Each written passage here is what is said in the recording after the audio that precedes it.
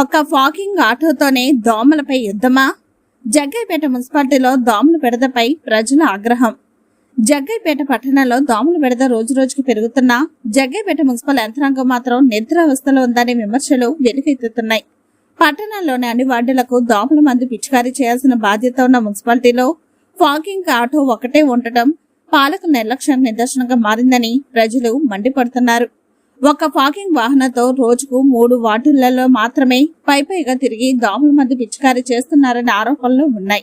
ఒక ప్రాంతంలో ఫాకింగ్ పూర్తయ్యేలోపే మరో ప్రాంతంలో దోమల ఉత్పత్తి కొనసాగుతుంది. దీంతో దోమల నియంత్రణ కార్యక్రమం పేరుతో వాహనం తిరుగుతుందే తప్ప సమస్యకు శాశ్వత పరిష్కారం కనిపించడం లేదని ప్రజలు విమర్శిస్తున్నారు.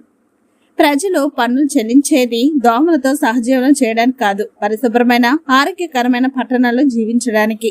ఇకనైనా జగ్గైపేట మున్సిపల్ చైర్మన్ అధికారులు స్పందించి ఒక్క ఫాకింగ్ ఆటోతో సరిపెట్టే విధానానికి స్వస్తి పలికి అవసరమైన వాహనాలు మిషన్లు సమకూర్చి పట్టణాన్ని దోమల రహితంగా తీర్చిదిద్దాలని ప్రజలు డిమాండ్ చేస్తున్నారు.